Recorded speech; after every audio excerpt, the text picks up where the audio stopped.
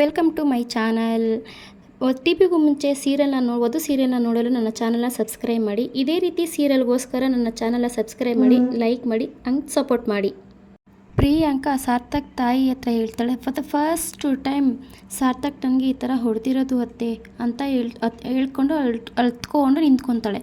ಆವಾಗ ಸಾರ್ಥಕ್ ತಾಯಿ ಶಾಕಿಂದ ಅವ್ರ ಕೆನ್ನೆನೇ ನೋಡ್ತಾ ಇರುವಾಗ ಅವರು ಏನು ಹೇಳ್ತಿದೀಯಮ್ಮ ನೀನು ಅಂತ ಕೇಳ್ತಾರೆ. ನನ್ನ ಮಗ ಸಾರ್ಥಕ್ ನಿನ್ನ ಮೇಲೆ ಕೈ ಮಾಡಿದ್ನಾ ಅಂತ ಕೇಳ್ತಾರೆ. ಅದಕ್ಕೆ ಅವಳು ಹೌದು ಅತ್ತೆ ಅಂತ ಹೇಳ್ತಾಳೆ. ನೀವೆಷ್ಟು ಶಾಕಲ್ಲಿದ್ದೀರೋ ನಾನು ಅಷ್ಟೇ ಶಾಕಲ್ಲಿದ್ದೀನಿ, ಹೊಡೆದಿದ್ದು ಸಾರ್ಥಕೇನ ಅಂತ ಅನಿಸ್ತಾ ಇದೆ ಅಂತ ಯೋಚನೆ ಮಾಡ್ತಾ ಇದ್ದೀನಿ ಅಂತ ಹೇಳ್ತಾಳೆ. ಇಷ್ಟು ದಿನ ಒಂದು ಮುಖ ಆದರೆ ನಿನ್ನೆ ಇನ್ನೊಂದು ಮುಖ ನೋಡಿದೆ ಅಂತ ಹೇಳ್ತಾಳೆ ಪ್ರಿಯಾಂಕಾ. ಅವನಿನ್ನ ಹೊಡೆದಿದ್ದಾನೆ ಅಂದರೆ ನನಗೆ ನಂಬಕ್ಕೆ ಆಗ್ತಾಯಿಲ್ಲ ಅಂತ ಹೇಳ್ತಾರೆ ಸಾರ್ಥಕ್ ತಾಯಿ. ನಿನ್ನಂಥ ಪುತ್ರುಳಿನ ಮೇಲೆ ಕೈ ಮಾಡೋಷ್ಟು ಮಟ್ಟಕ್ಕೆ ಇಳಿದ್ಬಿಟ್ನ ಸಾರ್ಥಕ್ ಅಂತ ಅವ್ರ ತಾಯಿ ಹೇಳ್ತಿರ್ತಾರೆ. ಪಾಪ ಅವ್ರಿಗೆ ಗೊತ್ತಿರಲ್ಲ ಇವಳು ನಾಟಕ ಆಡ್ತಿದ್ದಾಳೆ ಅಂತ. ಅಲ್ಲಮ್ಮ ಯಾಕೆ ಹೊಡೆದ ನಿನಗೆ ಅಂತ ಕೇಳ್ತಾರೆ. ಅದಕ್ಕೆ ಏನಿಲ್ಲ ಈ ವಿಷಯದಲ್ಲಿ, ಅದಕ್ಕೆ ಸಾರ್ಥಕ್ ತಾಯಿ ಹೇಳ್ತಾರೆ, ಈ ವಿಷಯದಲ್ಲಿ ನೀನಲ್ಲಮ್ಮ ತಲೆ ತೆಗೆಸ್ಬೇಕಾಗಿರೋದು ನಾನು ಅಂತ ಹೇಳ್ತಾರೆ. ಹಾಗೆಲ್ಲ ಹೇಳ್ಬಿಡಿ ಅತ್ತೆ, ನೀವು ಯಾವತ್ತೂ ತಲೆ ತೆಗೆಸುವಂಥ ಕೆಲಸನ ನಾನು ಮಾಡಲ್ಲ ಅಂತ ನನಗೆ ಗೊತ್ತು ಅಂತ ಪ್ರಿಯಾಂಕಾ ಹೇಳ್ತಾಳೆ. ಆವಾಗ ಸಾರ್ಥಕ್ ತಾಯಿ ಹೇಳ್ತಾರೆ, ಅಲ್ಲಮ್ಮ ನಿನ್ನಂತೋಳ ಮೇಲೆ ಕೈ ಮಾಡಿದ್ದಕ್ಕೆ ಹೇಗೆ ಮನಸ್ಸು ಬಂತು ಅಂತ ಸಾರ್ಥಕ್ ತಾಯಿ ಹೇಳ್ತಾರೆ. ಅದಕ್ಕೆ ಪ್ರಿಯಾಂಕಾ ಹೇಳ್ತಾಳೆ, ಏನು ಮಾಡೋದು ಅತ್ತೆ, ಇದೆಲ್ಲ ನನ್ನ ಹಣೆ ಬರ ಅಂತ ಹೇಳ್ತಾಳೆ. ನೋಡಮ್ಮ ಅವ್ನು ನಿನ್ನ ಮೇಲೆ ಯಾಕೆ ಕೈ ಮಾಡ್ದ ಅಂತ ಕೇಳ್ತಾಳೆ. ಅದಕ್ಕೆ ಅವಳು ಏನು ಹೇಳಿದೆ ತಲೆ ತೆಗೆಸ್ಕೊಂಡು ನಿಂತಿರ್ತಾಳೆ. ಈಗ ನೀನೇನಾರು ಹೇಳಲಿಲ್ಲ ಅಂತಂದರೆ ನಾನೇ ಸಾರ್ಥಕ್ ಹತ್ರ ಹೋಗಿ ಕೇಳ್ತೀನಿ ಅಂತ ಹೇಳ್ತಾರೆ ಸಾರ್ಥಕ್ ತಾಯಿ. ಆವಾಗ ಪ್ರಿಯಾಂಕಾ ಇತ್ಕೊಂಡು ತಡೀತಾರೆ ಅವಳನ್ನ. ತಡೆದ್ಬಿಟ್ಟು ಹೇಳ್ತಾರೆ, ಅತ್ತೆ ಪ್ಲೀಸ್ ನಾನೇ ಹೇಳ್ತೀನಿ ಅತ್ತೆ ಅಂತ ಪ್ರಿಯಾಂಕಾ ಹೇಳ್ತಾಳೆ ಸಾರ್ಥಕ್ ತಾಯಿಗೆ. ಮಗು ವಿಚಾರವಾಗಿ ಜಗಳ ಆಡ್ದ ಅತ್ತೆ, ಡಾಕ್ಟರ್ ಹತ್ತನ ಹೋಗೋಣ ಬಾ ಅಂತ ಕರೆದೆ, ಅದಕ್ಕೆ ಹೊಡೆದ ಅತ್ತೆ ಅಂತೇಳಿ ಒಂದು ಕತೆನೇ ಕಟ್ಬಿಡ್ತಾಳೆ ಪ್ರಿಯಾಂಕಾ.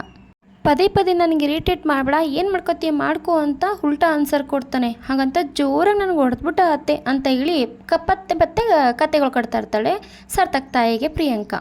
ಹೆಂಡತಿಯಾಗಿ ಗಂಡನ ಹತ್ರ ಮಗು ಬಯಸೋದು ತಪ್ಪ ಅತ್ತೆ ಅಂತ ಹತ್ಕೊಂಡು ಜೋರಾಗಿ ಕೇಳ್ತಾ ಇರ್ತಾಳೆ ಅವ್ರ ಅತ್ತೆಗೆ.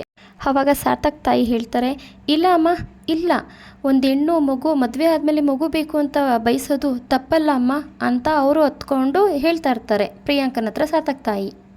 ಅದು ಅವಳಕ್ಕು ಯಾಕೆ ಇದಕ್ಕೆಲ್ಲ ಹೊಡೆದ ನಿನಗೆ ಅಂತ ಕೇಳ್ತಾಳೆ. ಇದರಲ್ಲಿ ನಿನ್ನ ತಪ್ಪೇನೂ ಇಲ್ಲಮ್ಮ, ನಿನ್ನ ತಪ್ಪೇನೂ ಇಲ್ಲ ಅಂತ ಹೇಳಿ ಅವಳನ್ನ ತಪ್ಕೊತಾರೆ. ಆವಾಗ ತಪ್ಕೊಂಡು ಅವಳು ಅಳ್ತಾ ಇರ್ತಾಳೆ. ಇವಳು ಪ್ರಿಯಾಂಕನೂ ಅಳೋ ಥರ ನಾಟಕ ಮಾಡ್ತಾ ಇರ್ತಾಳೆ. ಅವಳೊಳಗೇನೆ ತುಂಬ ಖುಷಿನೂ ಕೂಡ ಪಡ್ತಾ ಇರ್ತಾಳೆ. ಈ ಕಡೆ ಬಂದು ವಧು ಮನೇಲಿ ಎಲ್ಲರೂ ವಧು ಮನೆಯಲ್ಲಿ ಒಡವೆನ ಸರ್ಚ್ ಮಾಡ್ತಾ ಇರ್ತಾರೆ. ಅವ್ರದ್ದು ಕಮಲಮ್ಮ ಆಂಟಿಯವ್ರದ್ದು ನಕ್ಲೆಸ್ ಇರುತ್ತಲ್ಲ, ಆ ನಕ್ಲೆಸ್ನ ಎಲ್ಲರೂ ಸೇರ್ಕೊಂಡು ತೊಡಗ್ತಾ ಇರ್ತಾರೆ. ಆವಾಗ ಇತ್ಕೊಂಡು ವಧುವ್ರ ದೊಡ್ಡಮ್ಮ ಹೇಳ್ತಾರೆ, ಇವ್ರು ಹುಡುಕ್ತಾರೋ ಸ್ಥಿತಿ ನೋಡಿದ್ರೆ ಸರ ಸಿಕ್ತಂಗೆ ಅಂತ ಹೇಳ್ತಾರೆ. ಆವಾಗ ವಧು ತಂದೆ ಹೇಳ್ತಾರೆ, ಯಾಕಕ್ಕ ಹಿಂಗೆ ಹೇಳ್ತಿದೀಯಾ ಅಂತ ಕೇಳ್ತಾರೆ. ಅಲ್ಲ ಕಣೋ ಮತ್ತಿನ್ನೇನೋ, ಅಲ್ಲ ಕಣೋ ಸರ ಬಿಡಿಸ್ಕೊಂಡು ಮಹಾನ್ ಭಾವ ಯಾರ ಕೆಲವರು ಕೊಟ್ಟೋಗ್ಬೇಕು ತಾನೆ, ಎಲ್ಲಂದ್ರೆ ಯಾವ್ದಾದ್ರು ಬಾಕ್ಸಲ್ಲಿ ಇಡಬೇಕು ತಾನೆ ಅಂತ ಹೇಳ್ತಾರೆ ವಧು ಅವ್ರ ದೊಡ್ಡಮ್ಮ. ಅದನ್ನು ಬಿಟ್ಟು ಇವರು ಬೇರೆ ಕಡೆ ಎಲ್ಲ ಹುಡುಕ್ತಾ ಇದ್ರೆ ಸರ ಎಲ್ಲಿ ಸಿಗುತ್ತೆ ಅಂತ ಕೇಳ್ತಾಳೆ ವಧು ಅವರ ದೊಡ್ಡಮ್ಮ. ಅವಾಗ ವಧುವ್ರ ದೊಡ್ಡಮ್ಮ, ಸಿಕ್ತೇನೋ ಸಿಂಕ್ರ, ಅಯ್ಯೋ ಅಯ್ಯೋ ಅಯ್ಯೋ ಇವರು ಸರಿ ಇಲ್ಲ, ಇವ್ರ ಮನೆಯವರು ಸರಿ ಇಲ್ಲ, ಇಕ್ಕೋದೊಂದು ಕಡೆ ಹುಡ್ಕೋದೊಂದು ಕಡೆ, ಈ ಮನೇಲಿರೋರ್ಗೆ ಒಬ್ರಿಗೂ ಜವಾಬ್ದಾರಿ ಇಲ್ಲ ಅಂತ ಕಿರ್ಚಾಡ್ತಿರ್ತಾರೆ ವಧುವ್ರ ದೊಡ್ಡಮ್ಮ. ಅಂದರೆ ಶಂಕರ ಅವರ ಅಕ್ಕ, ಶಂಕರ ಅವ್ರು ಇರ್ತಾರಲ್ಲ ಅವ್ರ ಅಕ್ಕ. ಮತ್ತು ಇಲ್ಲಿ ವಧುವರು ಮತ್ತು ವಧುವ್ರ ಚಿಕ್ಕಮ್ಮ ಮತ್ತು ಚಿಕ್ಕಪ್ಪ ಇಬ್ಬರೂ ಅವ್ರ ಪಡೆಗವ್ರು ನಿಂತಿರೋದು ನೋಡ್ಬಿಟ್ಟು, ನೀವೇನು ಇಲ್ಲಿ ನಿಂತಿದ್ದೀರಾ, ನೀವು ಹೋಗಿ ಹುಡುಕ್ಬೇಕು ತಾನೆ ಅಂತ ವಧುವ್ರ ದೊಡ್ಡಮ್ಮ ಹೇಳ್ತಾರೆ. ಅದಕ್ಕೇನೆ ನಾವು ಎಲ್ಲ ಕಡೆ ಹುಡುಕಿದ್ವಿ ಅಂತ ಅವರ ಚಿಕ್ಕಮ್ಮ ಮತ್ತು ಚಿಕ್ಕಪ್ಪ ಇಬ್ಬರು ಹೇಳ್ತಾರೆ.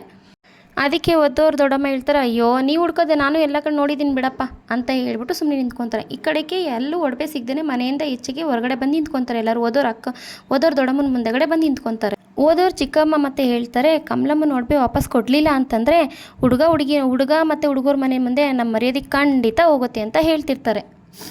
ಆಮೇಲೆ ಮದುವೆ ಮುರಿದು ಬೀಳುತ್ತೆ ಅಂತ ಹೇಳ್ತಾರೆ. ಹೇಳಿದ ತಕ್ಷಣ ವಧುವ್ರ ತಂದೆ ಹೇಳ್ತಾರೆ, ಗೀತಾ ಅಂತ ಜೋರಾಗಿ ಕಿರ್ಚ್ಕೊತಾರೆ. ಅವಾಗ ಏನು ಮಾತಾಡೋಕ್ಕಾಗ್ತಾರೆ, ತಲೆ ತೆಗೆಸ್ಕೊಂಡು ನಿಂತ್ಕೊಂಡ್ಬಿಡ್ತಾರೆ ಅವ್ರ ಚಿಕ್ಕಮ್ಮ.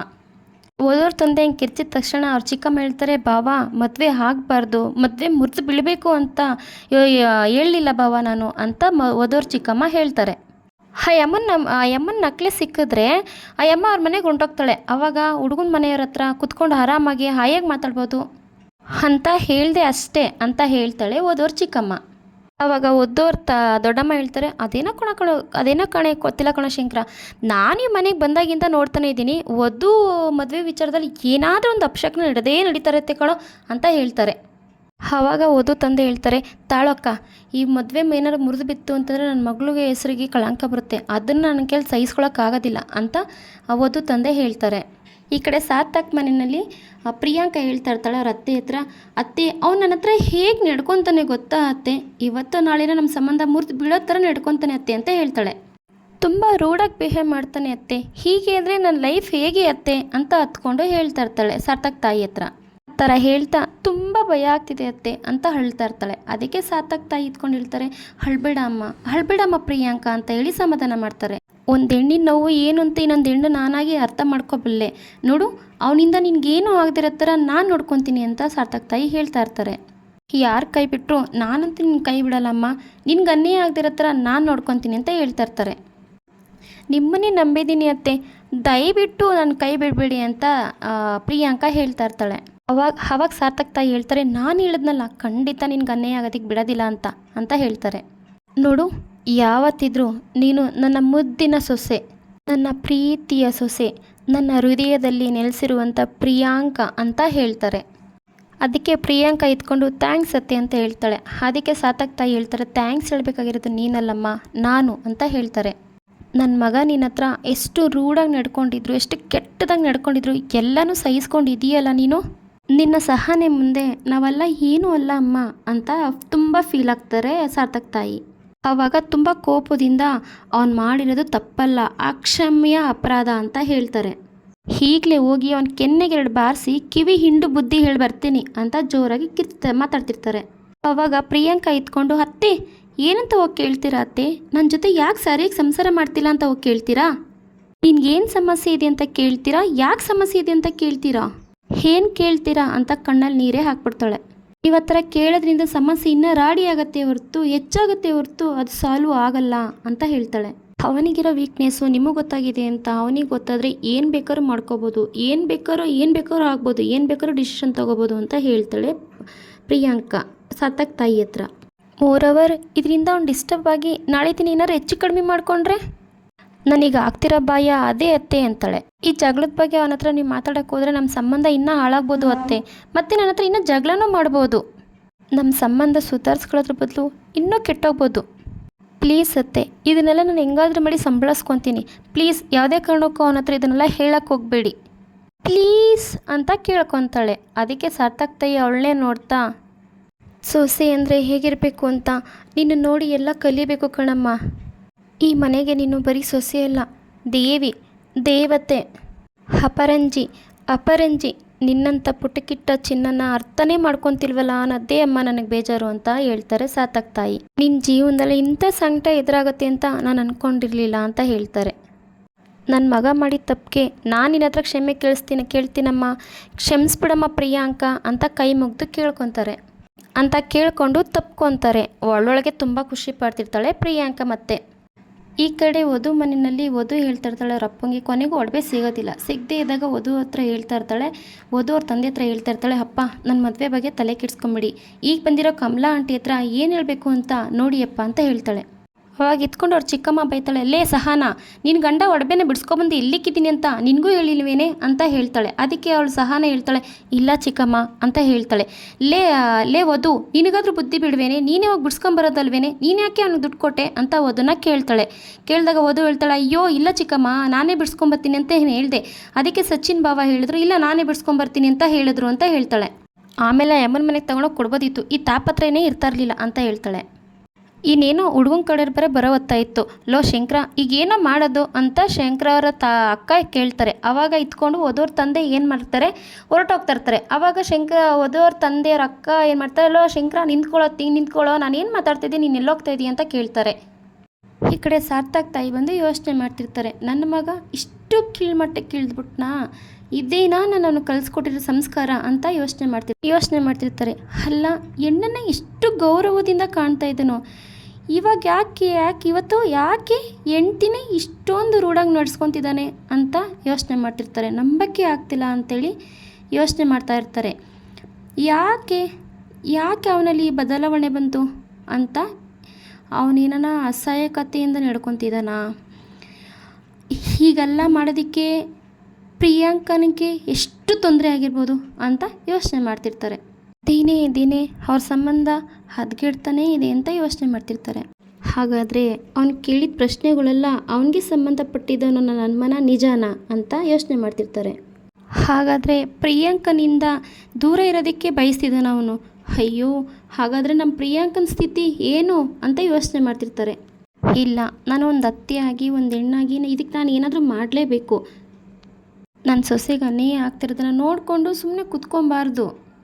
ಪಾಪ ಪ್ರಿಯಾಂಕ ನನ್ನ ಮಗನಿಗೋಸ್ಕರ ತನ್ನ ಜೀವನನೇ ತ್ಯಾಗ ಮಾಡ್ತಿದ್ದಾಳೆ ಅಂತ ಯೋಚನೆ ಮಾಡ್ತಾ ನಾನಂತ ಹುಡುಗಿಗೆ ಅನ್ಯಾಯ ಆಗಿಬಿಡಲ್ಲ, ಏನು ಮಾಡೋದು, ಏನು ಪರಿಹಾರ ಕೊಡೋದು, ಏನು ಕೊಡಲಿ ಅಂತ ಯೋಚನೆ ಮಾಡ್ತಿರ್ತಾಳೆ. ಈ ಕಡೆ ಓದೋ ತಂದೆ ಬಂದು ಕಮಲಮ್ಮರ ಕಾಲು ಹಿಡ್ಕೊತಾನೆ. ದಯವಿಟ್ಟು ಕ್ಷಮಿಸ್ಬಿಡಿ ಕಮಲಮ್ಮರೇ, ನಿಮ್ಮ ನಕ್ಲೆಸ್ ಎಲ್ಲೂ ಸಿಗ್ತಾ ಇಲ್ಲ ಅಂತ ಹೇಳ್ತಾರೆ. ಏನು ಮಾಡಬೇಕು ಅಂತ ಗೊತ್ತಾಗ್ತಿಲ್ಲ, ಒಂದೆರಡು ದಿವಸ ಟೈಮ್ ಕೊಡಿ, ನಾನು ಹಳೆಯಂದ್ರು ಬರ್ತಾ ಇದ್ದಂಗೆ ಎಲ್ಲಿಟ್ಟಿದ್ದಾರೆ ಅಂತ ಕೇಳಿ ನಿಮ್ಮ ಮನೆಗೆ ತಂದು ಕೊಡ್ತೀನಿ ಅಂತ ಹೇಳ್ತಾರೆ ಓದು ತಂದೆ. ಅದಕ್ಕೆ ಓದು ಬಂದು ಅಪ್ಪ ಬಿಡಿ ಬಿಡಿ ಅಪ್ಪ ಎದ್ದೇಳಿ ಅಪ್ಪ ಅಂತ ಓದು ತಂದೆಗೆ ಹೇಳ್ತಾಳೆ. ಆವಾಗ ಕಮಲಮ್ಮರು ಇತ್ಕೊಂಡು ಅವ್ರು ಸೋಫಾ ಮೇಲೆ ಕೂತಿರ್ತಾರೆ. ಎದ್ದು ಕ್ಲಾಪ್ ಹೊಡಿತಾರೆ. ಕ್ಲಾಪ್ ಹೊಡಿತಾ ಹೇಳ್ತಾರೆ, ಎಷ್ಟು ಚೆನ್ನಾಗಿ ಸುಳ್ಳು ಹೇಳ್ತಿದ್ದೀರಾ, ಎಲ್ಲರೂ ಸೇರಿ ನಾಟಕ ಕಂಪ್ನಿಯನ್ನು ಶುರು ಮಾಡಬೇಕು ಅಂದ್ಕೊಂಡಿದ್ದೀರಾ ಅಂತ ಹೇಳ್ತಾರೆ. ನಾನು ಚಿಕ್ಕವಳಿಂದ ಬೀದಿ ನಾಟಕ ಆಡ್ಕೊಂಡೇ ಬಂದಿರೋಳು, ನಿಮ್ಮ ಬೇಳೆಕಾಳನ್ನ ನನ್ನ ಹತ್ರ ಬೇಯಿಸ್ಬೇಡಿ ಅಂತ ಹೇಳ್ತಾರೆ. ಬೆಂದೋಗ್ಬಿಡ್ತೀರಾ ಅಂತಾರೆ. ಅದಕ್ಕೆ ಓದು ತಂದು ಹೇಳ್ತಾರೆ, ಮನೆ ದೇವ್ರ ಮೇಲೆ ಪ್ರಮಾಣ ಮಾಡಿ ಹೇಳ್ತಿದ್ದೀನಿ, ನಕ್ಲೆಸ್ ಸಿಕ್ಕಿದ ತಕ್ಷಣ ನಾನೇ ತಂದುಕೊಡ್ತೀನಿ.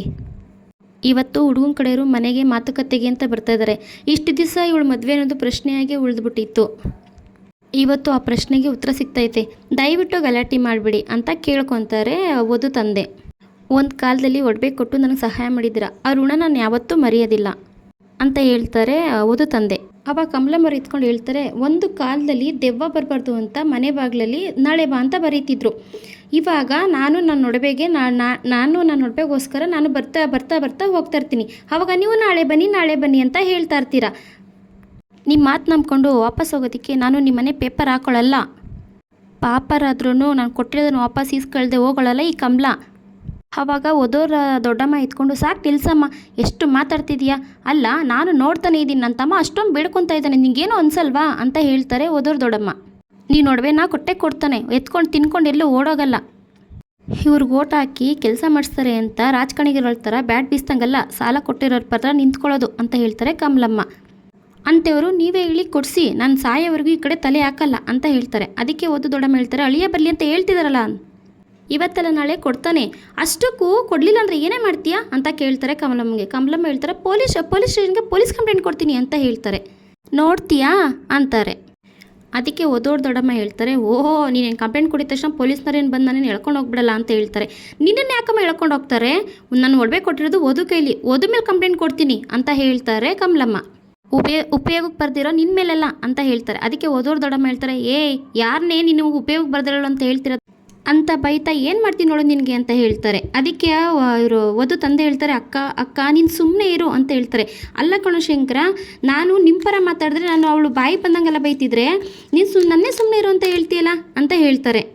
ಅವಾಗ ಓದು ಹೇಳ್ತಾಳೆ, ದೊಡ್ಡಮ್ಮ ಪ್ಲೀಸ್ ಅಪ್ಪನ ಮಾತಾಡೋದಿಕ್ಕೆ ಬಿಡಿ, ಇದು ಜಗಳ ಆಗ್ತಿರೋದು ಒಡವೆ ವಿಷಯಕ್ಕೆ, ನೀವ್ಯಾಕೆ ಇದನ್ನು ಪರ್ಸ್ನಲಾಗಿ ತಗೋತಿದ್ದೀರಾ ಅಂತ ಹೇಳ್ತಾಳೆ ಓದು. ಅದಕ್ಕೆ ಅವ್ರು ಹೇಳ್ತಾರೆ, ಆಯ್ತಮ್ಮ ನಂದೇ ತಪ್ಪು, ನಾನು ನಿಮ್ಮ ಪರ ಮಾತಾಡ್ತಿದ್ದೀನಲ್ಲ ಅದಕ್ಕೆ ನಂದೇ ತಪ್ಪು, ನಿಮ್ಮದೇನೂ ತಪ್ಪಿಲ್ಲ, ನೀನುಂಟು ನಿಮ್ಮಪ್ಪ ಉಂಟು ಅಂತ ಹೇಳಿ ಕೈ ಮುಗಿತಾರೆ. ಅವಾಗ ಕಮಲಮ್ಮ ಏನು ಹೇಳ್ತಾರೆ, ನೋಡಿ ಶಂಕರಣ್ಣ, ನಾನು ಕೊಟ್ಟಿರೋ ಒಡವೆ ಬರೋವರೆಗೂ ನಾನು ಎಲ್ಲೂ ಹೋಗಲ್ಲ, ಕಾಫಿ ತಿಂಡಿ ಎಲ್ಲ ನಾನು ಮನೆಯಿಂದಲೇ ತರಿಸ್ಕೊತೀನಿ ಅಂತ ಹೇಳ್ತಾರೆ. ಅದಕ್ಕೆ ಓದು ಚಿಕ್ಕಪ್ಪ ಎತ್ಕೊಂಡು, ಪ್ಲೀಸ್ ಅಕ್ಕ, ಅಣ್ಣ ಅಷ್ಟೊಂದು ಕೇಳ್ಕೊತಿದ್ದಾರಲ್ಲ, 1-2 ದಿನ ಟೈಮ್ ಕೊಡಿ ಅಂತ ಕೇಳ್ತಾರೆ. ಅದಕ್ಕೆ ಕಮಲಮ್ಮ ಹೇಳ್ತಾರೆ, 2 ದಿನ ಆದಮೇಲೆ ರಾತ್ರಿ ಮನೆ ಖಾಲಿ ಮಾಡ್ಕೊಂಡು ಹೋಗಿಲ್ಲ ಅಂದರೆ ಏನು ಮಾಡೋದು, ಮಾಡ್ಕೊಂಡೋದ್ರೆ ಏನು ಮಾಡೋದು ಅಂತ ಕೇಳ್ತಾರೆ. ಅದಕ್ಕೆ ಓದು ಹೇಳ್ತಾಳೆ, ಆಂಟಿ ಏನು ಮಾತು ಅಂತ ಮಾತಾಡ್ತಿದ್ದೀರಾ, ನಾವೇನಕ್ಕೆ ಮನೆ ಖಾಲಿ ಮಾಡ್ಕೊಂಡು ಹೋಗ್ಲಿ, ನಮಗಿನ್ನೂ ಅಂಥ ಗತಿ ಬಂದಿಲ್ಲ ಆಂಟಿ ಅಂತ ಹೇಳ್ತಾಳೆ. ಯಾರಿಗೆ ಗೊತ್ತು, ನಾನು ಕೊಟ್ಟಿರೋ ಒಡವೆನೇ ಹಡ ಇಟ್ಟವ್ರು ನೀವು, ಅಕಸ್ಮಾತ್ ಇವತ್ತೇ ಗಿರಾಕಿ ಸಿಕ್ಕಿ ನೈಟೇ ಒಡವೆ ಹಡ ಇಟ್ಟು ನಾಳೆನೇ ಮನೆ ಖಾಲಿ ಮಾಡಲ್ಲ ಅಂತ ಏನು ಗ್ಯಾರಂಟಿ ಅಂತ ಹೇಳ್ತಾರೆ ಕಮಲಮ್ಮ. ಇವಾಗ ನಾನು ಒಡವೆ ಸಿಗುತ್ತಾ ಸಿಗಲ್ವಾ ಅಷ್ಟು ಹೇಳಿ ಅಂತ ಕೇಳ್ತಾರೆ. ಅದಕ್ಕೆ ಓದಿ ಇದ್ಕೊಂಡು ಹೇಳ್ತಾಳೆ, ಆಂಟಿ ನಮ್ಮ ಕೈಗೆ ಒಡವೆ ಬರೆದು ನಿಮ್ಮ ಕೈಗೆ ನಿಮ್ಗೆ ಹೇಗೆ ಇಳೋದು ಅಂತ ಹೇಳ್ತಾಳೆ.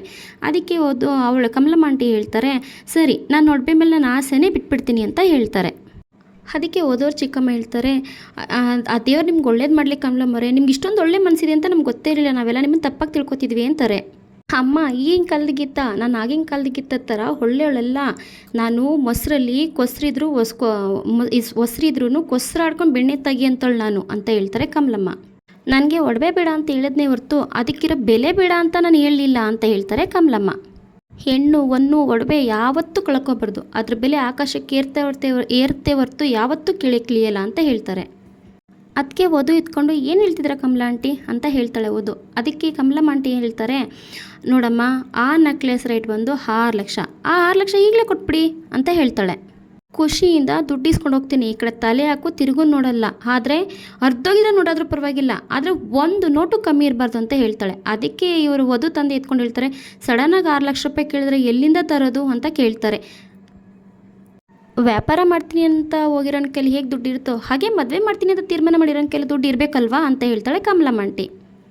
ದುಡ್ಡು ಕೊಟ್ಟರೆ ಹೊರಡ್ತೀನಿ, ಇಲ್ಲ ಅಂದರೆ ಇಲ್ಲೇ ಇರ್ತೀನಿ ಅಂತ ಹೇಳ್ತಾರೆ ಕಮಲಮ್ಮ ಆಂಟಿ. ನೋಡಿ ಅವಕಾಶ ಕೊಟ್ಟಿದ್ದೀನಿ ನಿಮಗೆ, ಇನ್ನು ದುಡ್ಡು ಒಡವೆನ ನೀವೇ ತೀರ್ಮಾನ ಮಾಡ್ಕೊಳ್ಳಿ, ಇನ್ನು 1 ಗಂಟೆ ಒಳಗಡೆ ದುಡ್ಡು ಅಥವಾ ಒಡವೆ ಎರಡರಲ್ಲೊಂದು ಬಂದ್ಬಿಡ್ಬೇಕು ಅಂತ ಹೇಳ್ತಾರೆ ಕಮಲಮ್ಮ ಆಂಟಿ. ಅದನ್ನೆಲ್ಲ ಕೇಳಿಸ್ಕೊಂಡು ಮನೆಯವರೆಲ್ಲ ಶಾಕ್ ಆಗಿ ನಿಂತ್ಕೊತಾರೆ.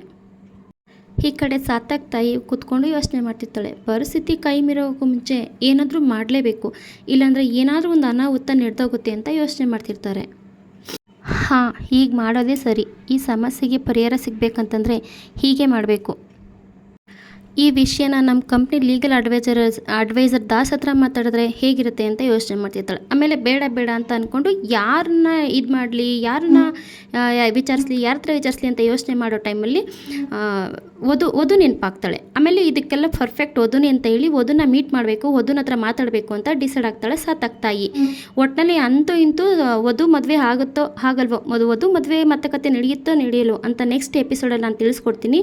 ಇದೇ ರೀತಿ ಸೀರಿಯಲ್ ಎಪಿಸೋಡ್ಗೋಸ್ಕರ ನನ್ನ ಚಾನಲ್ನ ಸಬ್ಸ್ಕ್ರೈಬ್ ಮಾಡಿ, ಲೈಕ್ ಮಾಡಿ, ಶೇರ್ ಮಾಡಿ. Thank you.